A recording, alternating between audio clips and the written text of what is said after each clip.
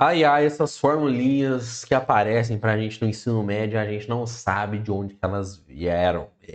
Pois é, hoje você vai aprender da onde que surgiu a bendita fórmula do x do vértice e do y do vértice, quando a gente trata de funções quadráticas, de funções do segundo grau.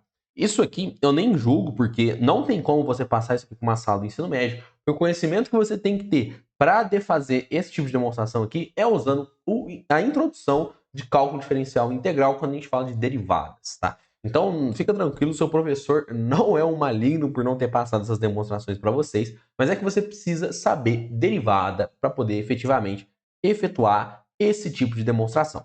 Mas, mesmo se você não souber derivada, aqui eu vou te dar uma introdução, uma noção. Eu tenho certeza que você vai conseguir compreender comigo. Fica tranquilo. Vamos que vamos, vamos lá. Aqui eu esbocei o gráfico de uma função quadrática qualquer, beleza? Tá aqui esboçado o seu gráfico. E aqui, portanto, obviamente, né, eu tenho o meu eixo dos números x e aqui o eixo y. E aqui a minha funçãozinha que eu vou chamar de f de x. Eu quero que você lembre comigo de uma coisa importante. F de x, o formato genérico, a forma geral de uma equação de uma função quadrática, perdão, é sempre ax² mais bx mais c, certo? Obviamente, com a, b e c, esses números aqui, a, b e c, pertencentes ao conjunto dos reais, ou seja, a, b e c são números reais. Então tá, beleza. Então essa daqui é a função quadrática na sua forma geral, função polinomial do segundo grau. E aqui está o gráfico de uma função quadrática qualquer, para a gente fazer uma exemplificação e uma amostragem gráfica do que está rolando aqui. Beleza, o que a gente quer determinar? A gente quer determinar as coordenadas desse bendito ponto aqui, ó, que a gente chama carinhosamente de x do vértice e y do vértice, as componentes x e y desse ponto. Então tá bom. Esse ponto aqui, portanto, é composto de duas coordenadas, como a gente já falou, que a gente está num plano bidimensional. E o que é interessante aqui é se a gente conseguisse determinar uma fórmula desses números aqui, como já existe essa fórmula, né? Com base unicamente nos coeficientes da minha equação. Da minha equação não, perdão, da minha função do segundo grau. Porque aí ficaria muito fácil de determinar esse ponto. Eu só precisaria saber a função e assim eu consigo necessariamente descobrir qual que é o seu vértice. Tanto o ponto de máxima, como a gente tem aqui, quanto um ponto de mínima, se fosse outro tipo de função quadrática, tá bom? Então vamos lá. O que está rolando aqui? Existe uma noção, quando a gente fala de cálculo diferencial integral, que são as derivadas. Isso é algo muito importante. Eu não vou entrar a fundo no que é a bendita derivada, não vou apresentar a definição formal usando limite, a gente não precisa disso. Tá? Mas o que a gente precisa, o que é fundamental? A gente entender a noção da derivada. A derivada não é nada mais nada menos do que a reta tangente à curva num determinado ponto. Como assim? Tá vendo esse ponto aqui, ó? Eu posso traçar uma reta que tangencia esse ponto. Beleza? Eu vou melhorar. Eu vou colocar esse ponto aqui para frente para ficar mais didático. Ó. Tá vendo? Esse pontinho aqui, ó. Eu posso traçar uma reta que tangencia esse bendito ponto. O que significa tangenciar? Tocar num ponto só. Beleza? É isso. Simples assim. E você concorda comigo que para cada ponto dessa curva aqui, ó, ela vai, obviamente, vai descendo até o infinito, até o menos infinito também, eu vou ter uma determinada reta tangente. Por exemplo, nesse ponto aqui do x do vértice e y do vértice, a reta tangente estaria mais ou menos aqui, né? Se eu escolhesse outro ponto, ela estaria assim. Se eu escolhesse um ponto aqui embaixo, ela estaria assim e assim por diante, certo? E aí, olha que coisa interessante.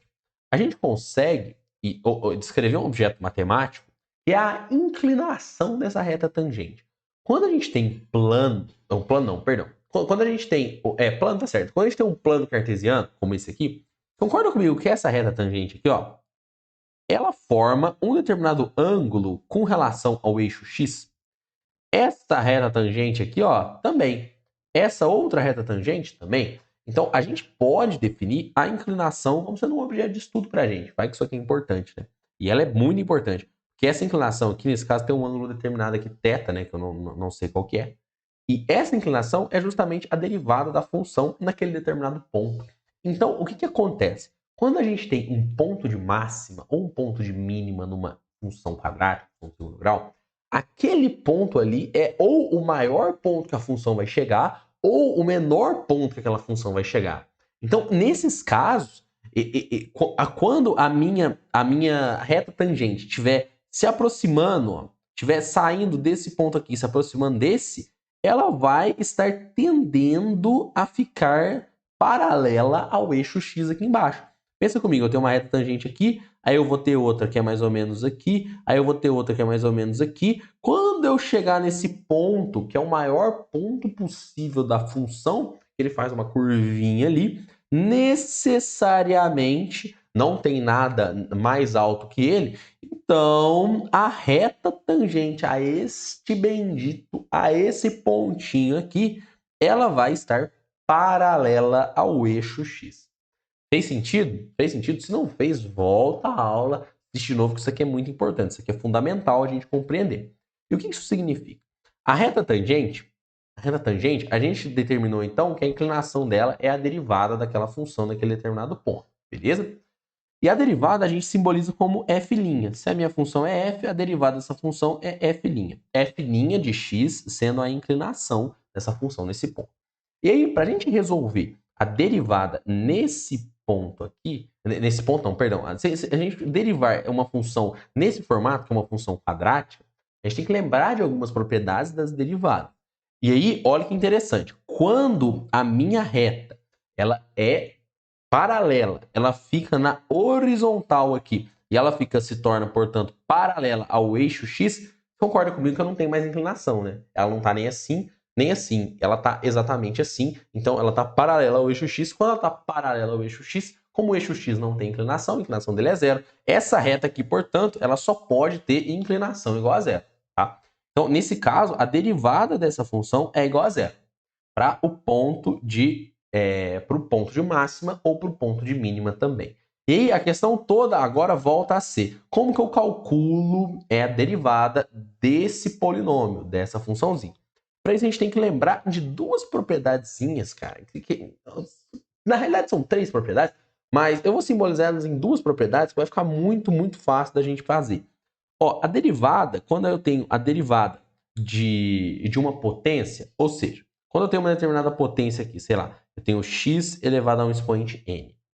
Quando eu derivo isso aqui, eu pego isso aqui e coloco uma linha ali em cima, que é a definição f'.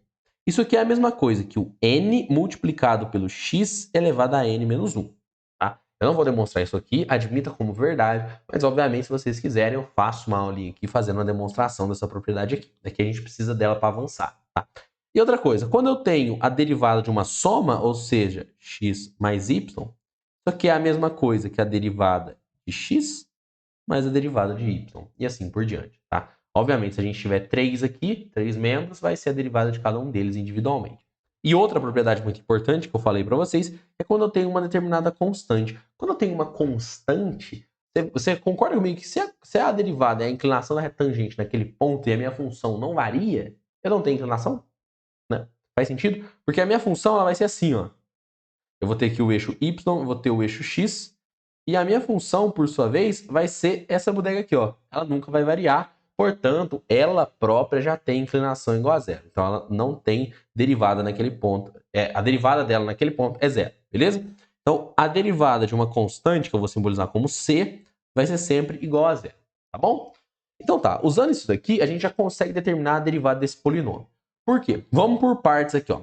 A minha f' de x vai ser o quê? Vocês estão vendo que eu tenho x ao quadrado aqui. O meu expoente é 2, então eu vou cair para ele na frente multiplicando, então vai ter 2 vezes o a, e aqui eu tenho que multiplicar por x elevado a 2 menos 1.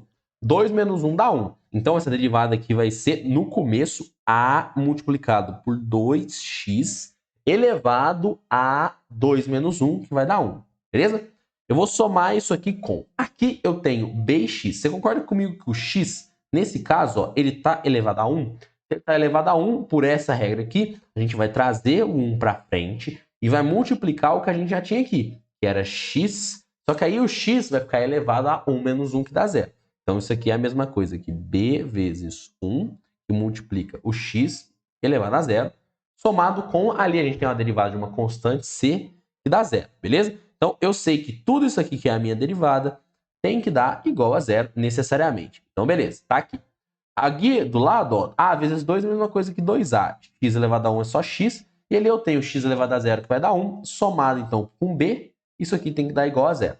Beleza? Vou subtrair b dos dois lados da equação para a gente ficar com 2ax igual a menos b.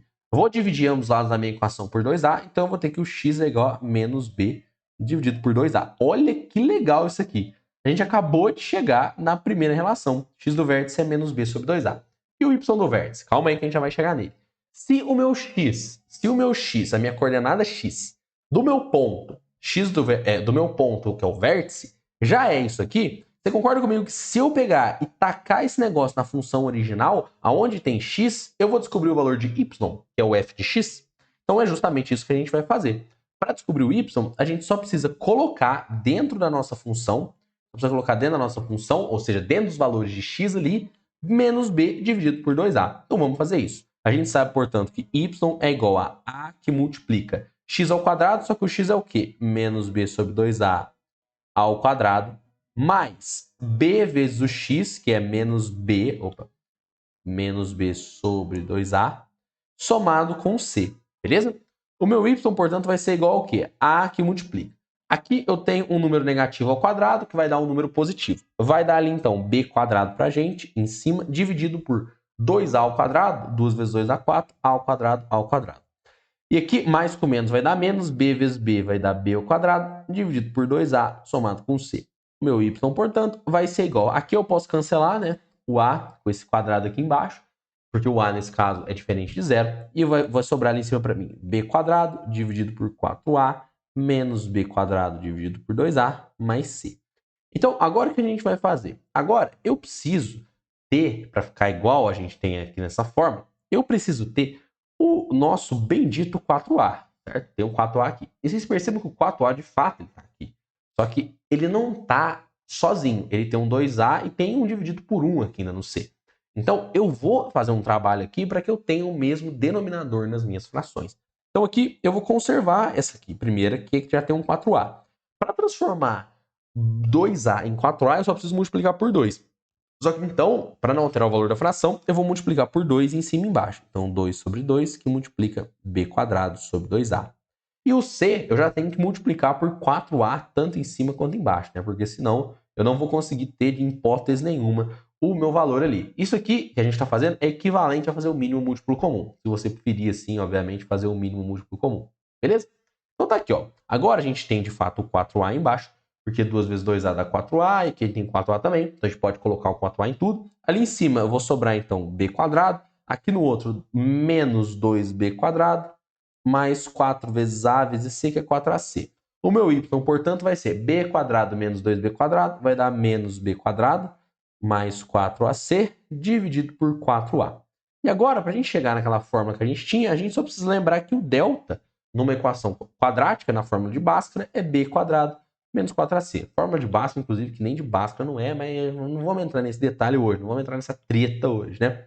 b ao quadrado menos 4ac. Só que aqui, ó, eu tenho menos b quadrado e mais 4ac. Então, necessariamente, se eu pegar o delta e botar um sinal de negativo aqui, eu vou mudar o sinal de tudo. O que era positivo vai virar negativo e o que era negativo vai virar positivo. Então, eu vou fazer isso agora, alterando assim, portanto, o sinal do meu delta, que vai ser menos delta dividido por 4a, sendo delta b quadrado menos 4ac. Se a gente fizer a distributiva, a gente retorna nessa forma que a gente tinha antes.